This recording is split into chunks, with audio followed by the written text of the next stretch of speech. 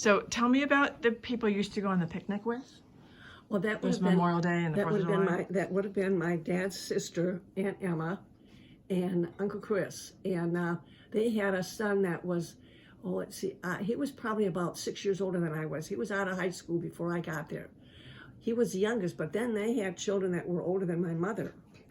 Wow. Yeah, they had been parenting for a long time.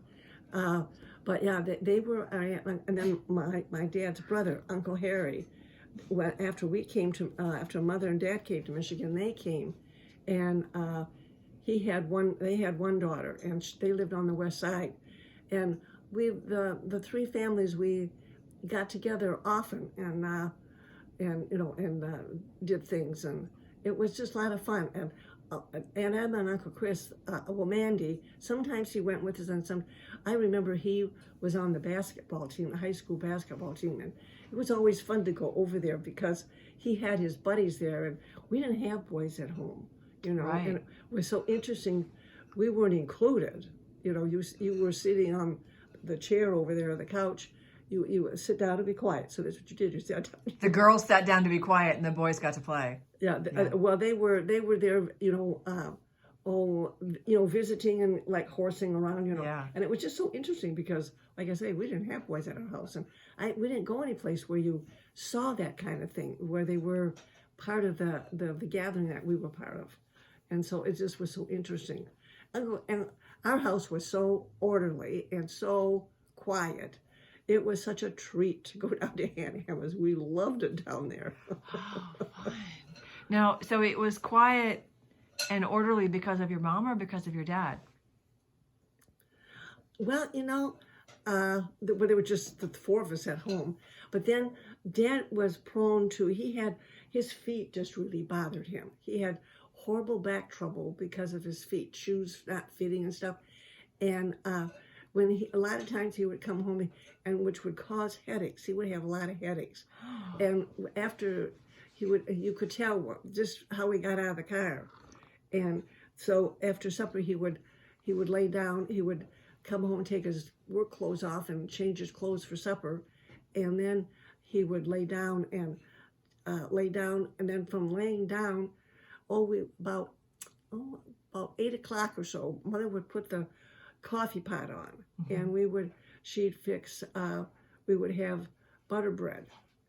And sometimes you sprinkle a little sugar on it. So Oh, that way yeah. it was like it was a cookie, and it wasn't. So we would have a cup of coffee and a piece of butter bread, and then we would go to bed. Even as children, you had coffee? We had children. I remember having coffee from the time I was like 8. Wow. Now, I know a lot of parents will put a little bit of coffee and a lot of milk so the kids get their fun. It had a lot, well, it wasn't. I wouldn't say it was a lot of milk in it, but it wasn't. I wouldn't say half. Wow. So your evening routine, you'd come home from school and you would do homework. What would you play a little while? Now we play outside. Yeah. Then we had there were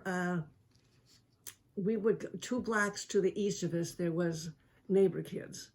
There was 2 families of kids with they had boys and girls, and that was so much fun.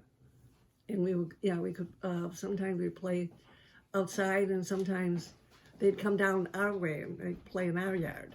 And then your mother would call you for dinner, and then that's once we went home for dinner, we pretty much were home the rest of the evening. Right. By the time we washed dishes and dried them, it was time we did our schoolwork then, and we always listened to the Lone Ranger at 7:30. We lived 2 blocks from the river, and on the other side of the river was the Autolite plant, and the whistle always blew at 7:30. That was the time that they had lunch break, and that was for the evening shift. On the evening shift, and that was the time that you turned the radio on and listened to the Lone Ranger. So if we were outside playing, when we heard the whistle, we ran home. It was time to listen to the Lone Ranger on the radio. That's wonderful. So when you were out to play, your dad had come home and taken a nap. Yes. He had a nap before dinner? No, he usually laid down after dinner. After dinner. Okay, so that's when you guys are doing your homework. And your mother cooked every night? Oh yeah, she cooked every night. Yeah. It was the 40s, Yeah, yeah, well, yeah. And you said you had a lot of potatoes. We always had potatoes. And then you didn't, during the war, there was only meat on Sunday because of the stamps. And with those stamps, you had red stamps. We didn't do any canning because there wasn't enough sugar. And we had meat on Sunday, and then we had Jell-O. My mother would fix Jell-O that had protein in it, and then there'd be some cheese. We'd have she'd make macaroni. Sometimes we had macaroni and cheese, and if she didn't have cheese, we had macaroni with tomatoes in it. Right. Macaroni and tomatoes and fried potatoes and some kind of vegetable. Did you ever feel hungry, even though because you didn't have any meat, or did you ever feel that you were not getting? I don't remember. Well, one time I asked her, couldn't we go and could we get a hamburger? So we did. My mother checked her change, and we walked down to Broadway. There was a restaurant, and we bought a hamburger and brought it home and divided it up. Divided amongst the four of you? My dad was he home? I don't know where he was. Always was home ordinarily. It was just the three of us, so I'm not sure what the circumstance. But it was divided in three ways, and we had it. The three of you. Three ways. Wow, wow. So what was the town like? Did you used to walk into town often? That was only Broadway. And Broadway had US 23 came right through it from Saginaw. And so that happened, the bus was on that line, and that was the south end of Bay City. It had a small business district. There was a shoe store in that district. There was a bakery, and those people had come to the United States after the war. They were from Germany. Oh, wow. Yeah, they spoke German. Oh, a wonderful bakery. And there was, oh goodness, a meat market. There was a Kroger store. It wasn't as big as the Kroger store downtown, but it was a Kroger store. And there was an Evenette, which was women's clothing.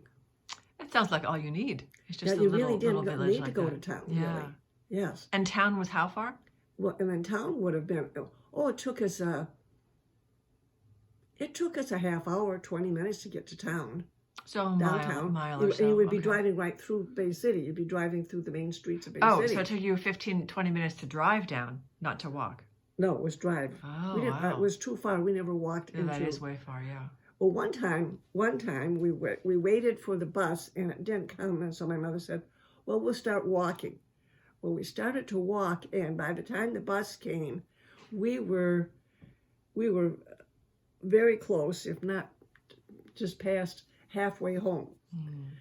And she says, "We're going to save our bus money since we're this close. We'll just walk the rest of the way." Yeah, that's a great So idea. that's what we did. Yeah.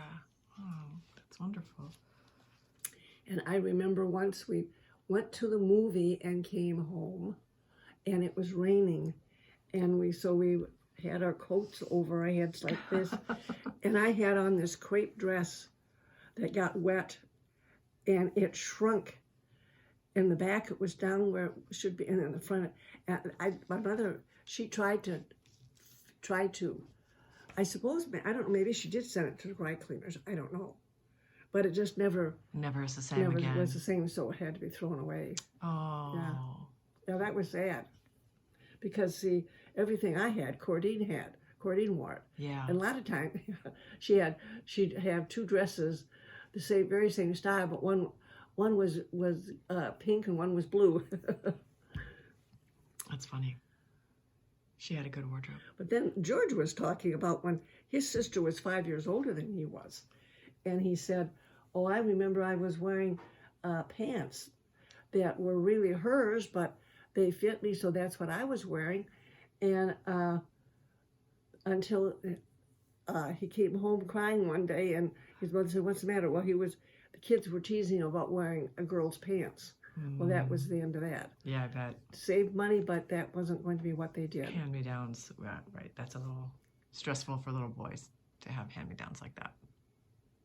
But, it just shows what the economy was at the time. Yeah. Things were close. And people had to be very resourceful. You couldn't spend money. Right. Yeah, you couldn't waste money. If there No, was you could good not. clothing to wear, you could wear it. Exactly. You know, that was very, very true.